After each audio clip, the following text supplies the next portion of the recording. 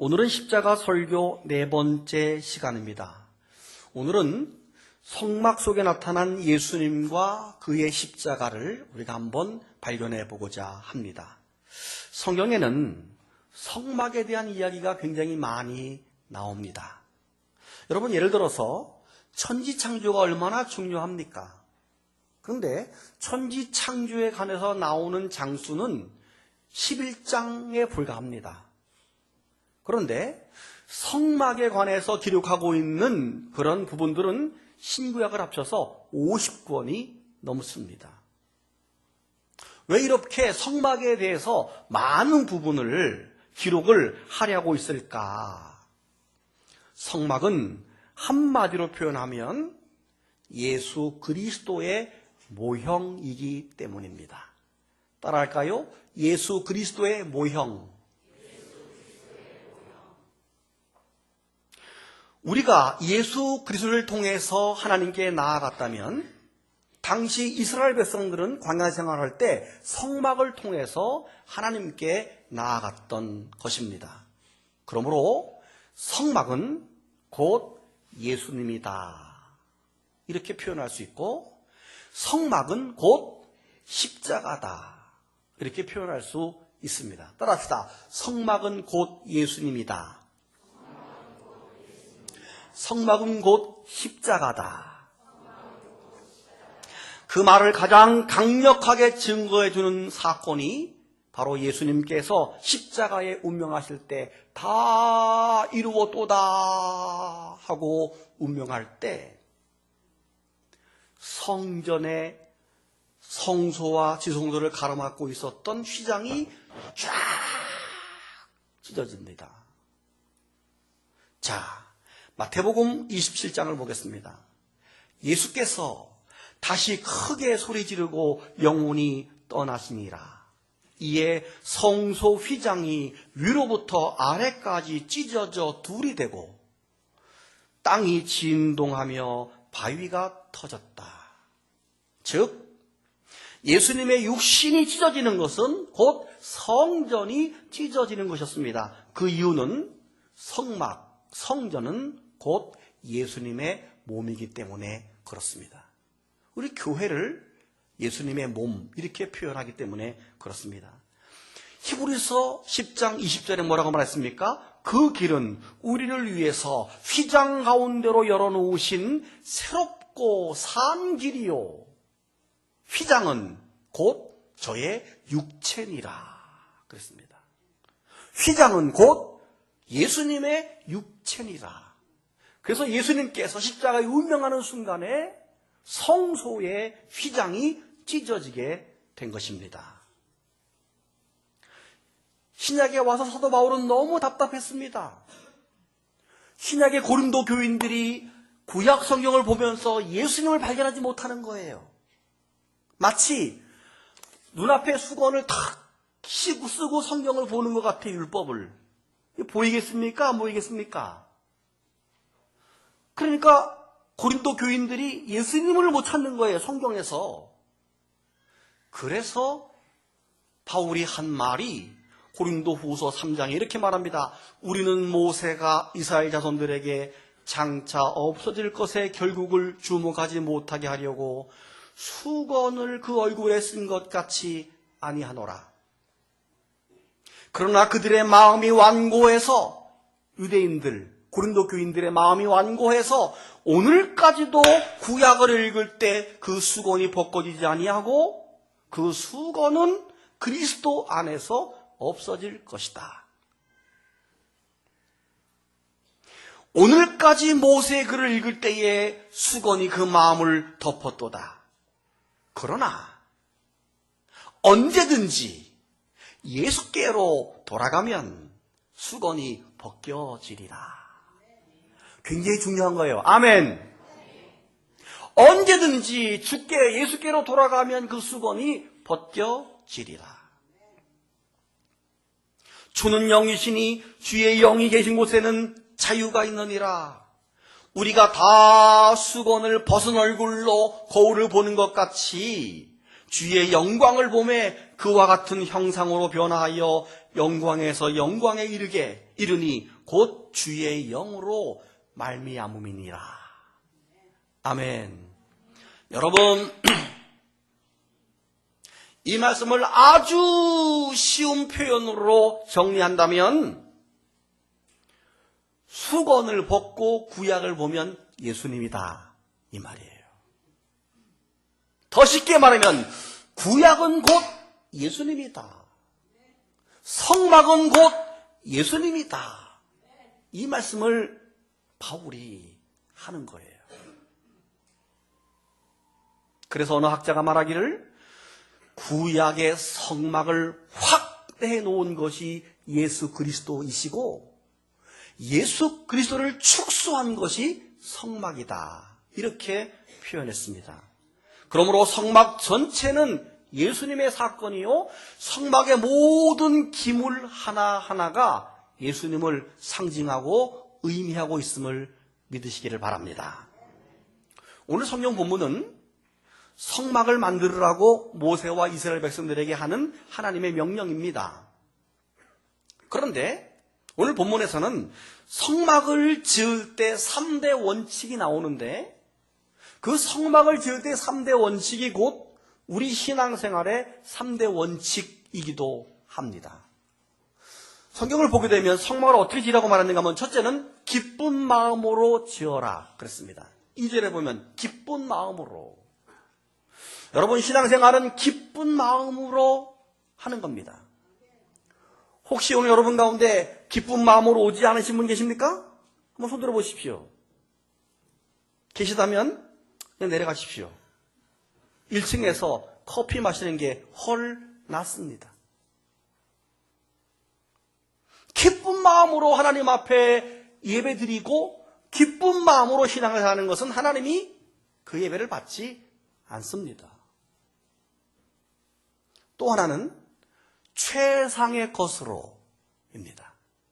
오늘 보면 3절부터 7절을 보게 되면 금과 은과 놋과 각종 보석과 최고의 포목으로, 최고의 가죽으로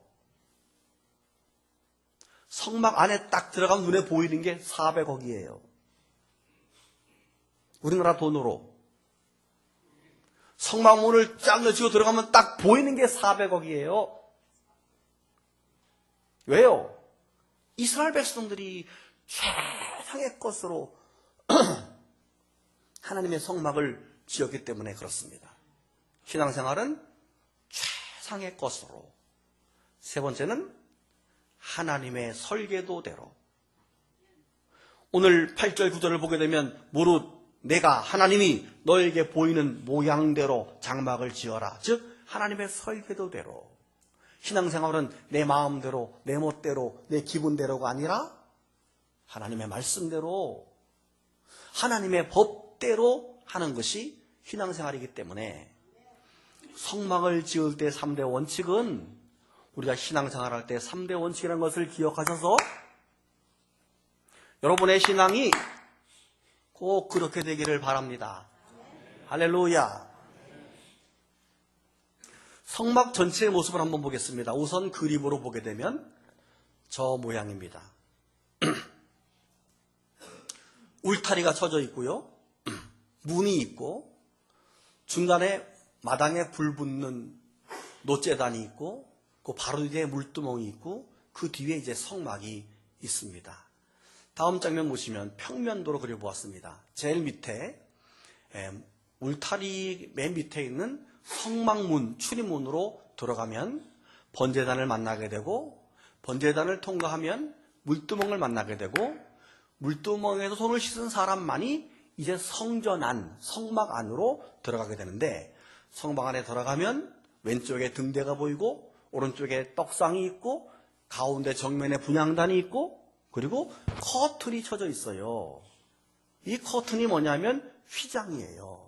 그래서 성소와 지성소를 가로막고 있어서 그 안에 법궤가 있는데 그 법궤, 지성소는 하나님이 계신 곳이에요. 하나님이 계신 곳. 그래서 하나님이 계신 곳과 사람이 있는 성소를 가로막고 있는 휘장이 쳐져 있습니다. 저게 평면도예요. 자, 그럼 먼저 첫 번째 울타리를 한번 보겠습니다. 울타리. 성막 전체를 감싸고 있는 울타리는 예수님을 상징합니다. 저 울타리는 가로 50규빗, 세로 100규빗, 우리 계산법으로 378평 정도 됩니다. 넓은 울타리가 쳐져 있습니다. 그런데 그 울타리의 높이가 2.5m예요. 그러니까 바깥에서는 절대로 성막 안을 볼 수가 있어요, 없어요? 없어요. 왜? 키가 2.6 되는 사람은 볼 수 있는데 대부분 키가 작기 때문에 그 성막 안을 볼 수가 없습니다. 자, 이 말이 무슨 말인가 하면 성막은 예수님인데 예수님을 보려면 그 안에 들어가야 된다 하는 말이에요. 바깥에서는 예수님을 볼 수가 없다는 말이에요.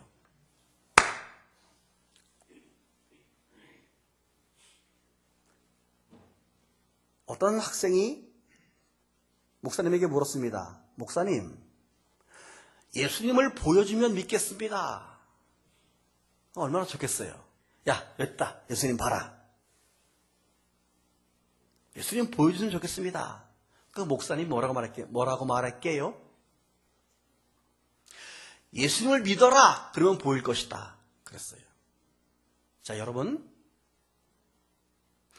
성막이 울타리 안에 들어가야 예수님을 보듯이 보고 믿는 게 아니라 믿고 보는 것입니다.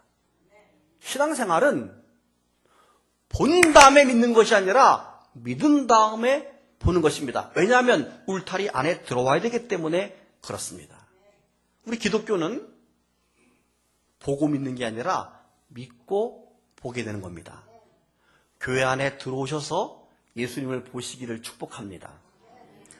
이 울타리는 또 어떤 뜻이 있습니까? 보호와 안전입니다. 울타리 안에 들어가면 평안하고 안전하게 거할 수 있습니다.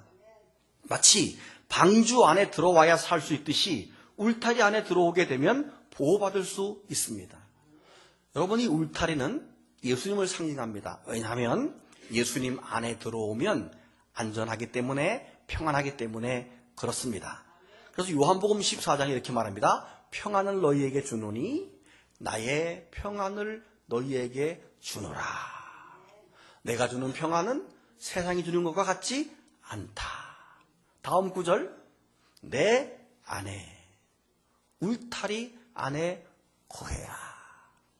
그러면 살 것이다. 풍요로울 것이다. 다음, 너희로 내 안에서 평안을 누리게 하려 함이라. 너희가 내 안에서 평안을 누리게 하려 함이라.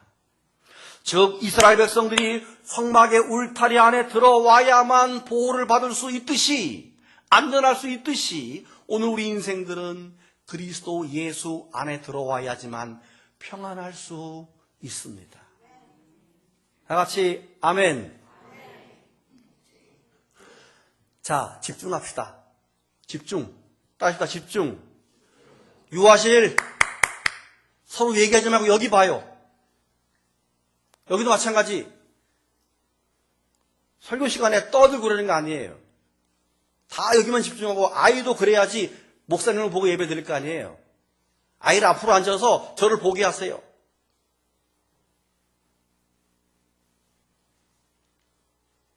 최상의 예배를 드려야 됩니다. 최고의 마음으로. 가끔 어떤 어른들이 여러분 예배 드리는 모습 보고 그 뒤에 안 앉으려고 그래요. 아우, 막 분위기 산만하다고. 그거 고치세요, 오늘부터. 정신 바짝 차리고 설교를 듣고 애우고 한 주 묵상하고 막 떠드는 거 아니에요. 애기하고 막 노는 거 아니에요. 집에 계셔 그러려면. 와서 애기 예배 드리도록 해야지. 앞에 보고 목사님 봐라. 찬송하자. 내 찬송을 애가 듣게 하고 말씀을 듣게 하고 또 여와 조시지 마시고 막 제가 수건을 쓰고 하는 것 같아 지금 막 답답해요. 두 번째, 성막문을 봅니다. 울타리 가운데 성막문이 하나 있는데 문이 오직 하나입니다. 12지파가 동서남북 사방에 진을 치고 있는데 동서남북으로 문이 있으면 얼마나 좋겠습니까? 근데 동쪽 한 군데만 문을 만들어 놓았어요. 얼마나 불편하겠습니까? 왜 그럴까요? 저 문은 곧 예수님이기 때문에 그렇습니다. 성경 봅니다. 그러므로 예수께서 다시 이르노니 내가 진실로 진실로 너희에게 이르노니 나는 양의 문이라. 예수께서 이르시되 내가 곧 길이요 진리요 생명이니 나로 말미암지 않고는 아버지께로 올 자가 없다. 다음 구절, 다른 이로서는 구원 얻을 수 없나니 천하 사람 중에 구원받을 만한 다른 이름을 주신 적이 없느니라. 아멘. 그러니까 예수님 외에 내가 예수라고 하는 이단에 가면 안 되는 이유가 예수님만이 구주예요. 오직 하나의 분이에요. 다른 곳으로는 구원받을 수가 없어요. 오직 한 문. 성막문이 하나요. 이 세상에 수많은 종교가 있어도 성막문이 하나이듯 구원의 문은 하나입니다. 다 같이 아멘. 세 번째, 번제단을 보겠습니다. 문으로 들어가면 제일 먼저 만나는 것이 번제단입니다. 번제단은 오라라는 뜻인데 올라가다 이런 뜻이고, 단이라고 하는 말은 미츠하바라는 뜻인데 이것은 뜻이 동물을 학살하다, 동물을 살인하다 이런 뜻이에요. 즉 합치면 뭐냐 하면 동물을 죽여서 올라간다 이런 뜻입니다. 저 노제단에서 수많은 동물들이 우리 인간의 죄를 위해서 피 흘려 죽었습니다. 우리 예수님께서 우리를 위해서 피 흘려 돌아가신 십자가 골고다 언덕이 곧 노제단인 것입니다. 그러므로 저 노제단은, 번제단은 바로 예수 그리스도입니다. 그 다음을 봅니다.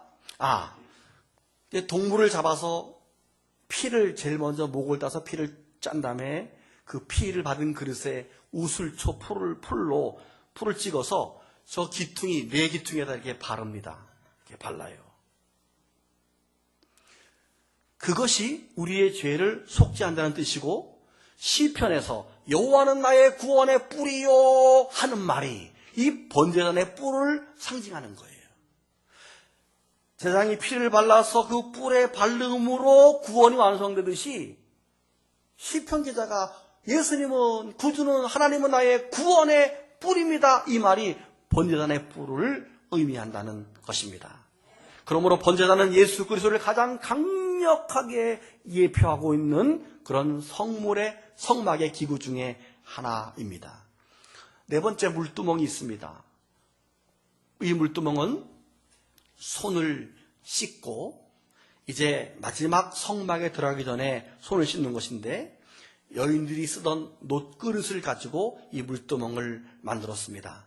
이 물두멍의 물은 성령을 의미합니다. 담겨있는 물. 그래서 요한복음 7장 31절에 누구든지 목마르거든 내게로 와서 마셔라. 나를 믿는 자는 성경의 이름과 같이 그 배에서 생수의 강이 흘러나리라. 이것은 곧 성령을 가리킵니다. 물두멍의 물은 성령을 말하는 것입니다. 그래서 구약의 백성들이 물두멍에서 손을 씻으면서 거룩하고 성결한 사람으로 바꾸어져서 이제 성전, 성수 안으로 들어가는 것처럼 우리 모두는, 오늘날 우리는 누구든지 목마르거든 내게로 와서 마셔라. 그 예수님께 와서 성령을 받고 하나님의 사람으로 성전에 올라가게 되는 것입니다. 그러므로 이 물두멍은 예수 그리스도를 상징하기도 하고 우리 그리스도인들의 성령 세례를 상징하는 것입니다. 자, 이제 성수 안으로 들어가기 전에 성막 덮개의 모습을 보겠습니다. 저 문을 열면 성소가 들어가게 되는데 그 위에 해달의 가죽 같은 것들로 성막을 저렇게 덮어 놓았습니다. 그리고 저 안으로 휘장을 열고 들어갑니다. 들어가면 왼쪽에 보이는 성막 내부가 보이는데 좌우로 번쩍번쩍 보이는 저 모든 기구가 400억이라니까요. 그래서 들어가는 순간 그 휘황찬란함에 기절초풍할 정도로 휘황찬란하다는 겁니다. 그러면 제일 먼저 만나는 게 왼쪽 편의 등대를 만나게 됩니다. 촛대라고 말할 수 있는데요. 정금 1달란트를 쳐서 만들었어요. 1달란트 금은 뭐냐면 45에서 60kg의 금을 쳐서 만든 거예요. 가운데 한 줄기가 있고 양편에 각각 3가지가 나오게 되는데 이 등잔은 각각 살구꽃의 형상으로 만들어졌습니다. 하나님의 백성으로 어둠을 버리고 빛된 생활을 다짐하는 곳이기도 합니다. 이 등잔, 이 등대 역시 예수님을 상징합니다. 요한복음 8장 12절 예수께서 말씀하여 이르시되 나는 세상의 빛이다. 나는 생명의 빛이다 라고 말씀을 합니다. 그리고 우리에게 사명 주기를 너희는 세상의 빛이라. 너의 빛이 사람들 앞에 비추어야 한다. 빛이신 예수 그리스도와 그 사명을 우리에게 교훈해 주고 있습니다. 그 다음에 오른편으로 진설병이 보입니다. 진설병은 떡을 항상 설치한다 그래서 진설병이에요. 떡상입니다. 우리나라 호떡 좀 크고 두껍게 만든 거 6개씩 양쪽으로 쌓아놓아져 있어요. 항상 있는 겁니다. 이 진설병의 뜻은 따라합시다. 하나님의 얼굴. 하나님의 얼굴. 즉 사람은 하나님의 얼굴을 보고 살아야 한다 하는 것을 우리에게 의미해 줍니다. 그리고 동시에 하늘에서 만나가 내리셨듯이 하나님의 백성들은 하나님이 먹이시고 입히신다는 것을 상징적으로 말씀합니다. 근데 이 떡상이 곧 예수 그리스도를 상징합니다. 성경 요한복음 6장 뭐라고 말씀합니까? 내가 곧 생명의 떡이다. 나는 하늘에서 내려온 살아있는 떡이니 그 앞절에 너희 조상들은 광야에서 만나를 먹었지만 이 만나와 예수님 나 떡을 같은 것으로 같은 맥락으로 표현하고 있는 것이죠. 나는 하늘에서 내려온 살아있는 떡이니 사람이 이 떡을 먹으면 영생하리라. 할렐루야. 우리는 예수님의 말씀을 먹고 우리의 영이 살찌게 된다는 사실을 믿으시기를 바랍니다.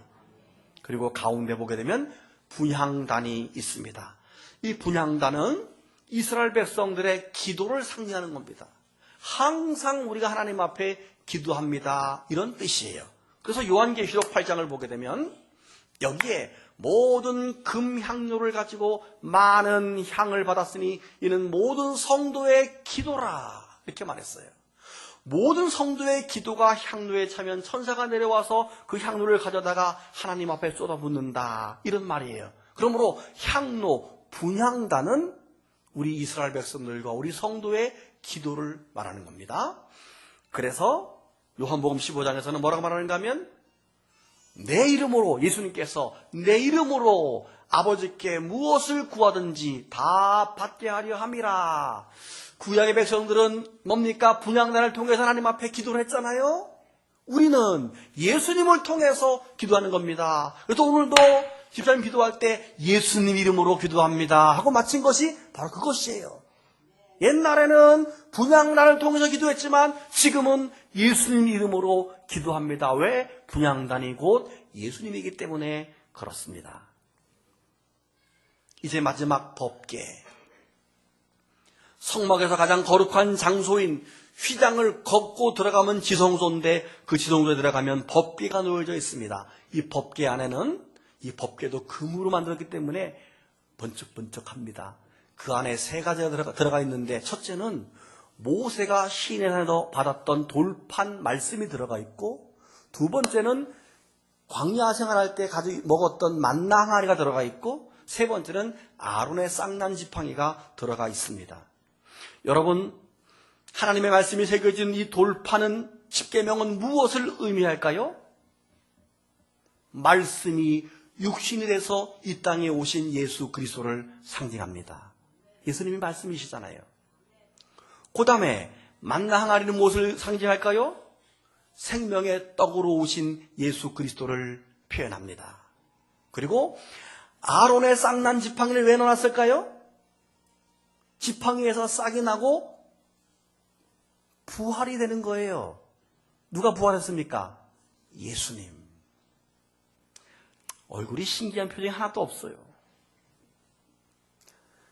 그러니까 예수님의 부활까지도 이 법궤 속에는 담겨져 있는 것입니다. 근데 여러분, 평면도를 보십시오. 저기 이렇게 휘장이 쳐 있는데 이 분향단까지는 성소, 그 안에는 지성소인데 저 지성소에는 아무나 못 들어갑니다. 제사장도 다 들어가는 게 아니라 대제사장 한 사람만 1년에 한 번, 그것도 대속죄일에 들어갑니다. 아무데나 들어가거나 누구나 들어가거나 훔쳐보거나 그러면 어떻게 될까요? 따라합시다. 현장 즉사. 현장 즉사. 그냥 죽습니다. 대제사장도 성결법에 의해서 깨끗하게 회개하지 않고 들어가면 그냥 죽습니다. 그런데 그 무서운 장소, 그 휘장이 예수님께서 다 이루었다 할 때 쫙 찢어졌어요. 예수님의 육체가 찢어지듯이 휘장이 쫙 찢어지면서 성소와 지성소가 하나가 되어서 이제 그때부터 우리가 은혜의 보좌 앞에 담대히 나가노라는 말이 그때 나온 거예요. 원래는 두려워서 막 죽을까 하는 마음으로 하는데 이제는 담대한 마음으로 간다는 거예요. 옛날에는 제사장을 통해서만이 기도가 이루어지고 제사장만 통해서만이 우리의 문제가 해결됐는데 이제는 쭉 찢어져서 우리가 직접 따라합시다. 만인 제사장. 우리 모두가 다 제사장처럼 주님께 바로 나가는 겁니다. 누구 이름으로? 예수의 이름으로. 근데 지금도 신부님 내가 어제 죄를 졌어요. 그러면 신부님이 알겠습니다. 하나님 아무개가 죄를 졌습니다. 이걸 뭐라 그랬죠? 고해성사요.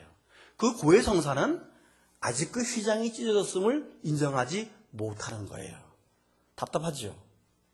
얼마나 답답해요. 휘장이 쫙 찢어짐으로 고해성사가 필요가 없게 된 것입니다. 할렐루야.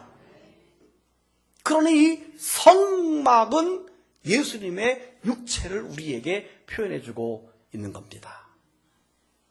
사랑하는 성도 여러분, 오늘은 십자가 설교 4번째 시간으로 성막 속에 나타난 예수님과 십자가를 생각을 해보았습니다. 특히 고난주간을 맞이해서 이번 성금요일은 예수님께서 십자가에 운명하시고 그 휘장이 찢어진 그런 날입니다. 이번 한 주간은 특별히 여러분이 주님 앞에 기도하시면서 때로 성금요일에는 아침 금식도 하시면서 주님의 고난에 동참하는 여러분들이 되시기를 바랍니다. 주님께서 잡히시기 전날 밤에 겟세마네 동산에 기도하다가 철야 기도하고 아침에 잡혔잖아요. 그 전날 예수님 혼자 간 게 아니라 같이 갔다고 쭉 너 여기서 기도하고 있어라. 그리고 제일 꼭대기 가서 막 비 오듯 땀 흘리듯 핏방울이 땀방울 흘리듯 기도하시는데 기도하시다 1시간 뒤에 내려가 봤더니 쟤들이 막 자고 있어. 그때 예수님 뭐라고 말씀하셨는지 아세요? 너희가 나와 함께 1시간도 이렇게 깨어있을 수 없더냐? 시험에 들지 않게 깨어있어 기도하라. 마음에는 원로되 육신이 약하구나. 기도해라. 여러분, 1시간도 깨어있지 못하냐? 즉 그렇게 기도하지 않으면 시험 든다 이런 말이고, 결국 시험 들어서 예수를 팔아먹었고 시험 들어서 예수를 3번씩이나 부인하게 됐던 것입니다. 그 밤에 기도했더라면 어떻게 역사는 달라졌을지 모릅니다. 주님 우리에게 기도하라고 말씀하고 계십니다. 다시 주님께서 기도하시다가 다시 돌아와 보니까 여전히 자고 있어. 그때 주님께서 뭐라 그랬죠? 이제는 자고 쉬어라. 보라, 때가 가까웠으니 인자가 죄인의 손에 팔리우리라. 기도도 때가 있다는 말입니다. 기도도 때가 있다. 할 때 해라. 이런 말입니다. 이번 한 주간은 기도해야 합니다. 이번 한 주간은 주님의 고난을 묵상해야 합니다. 주님의 십자가 앞에 더 가까이 나아갈 때임을 믿으시기 바랍니다. 눈 감고 묵상합니다.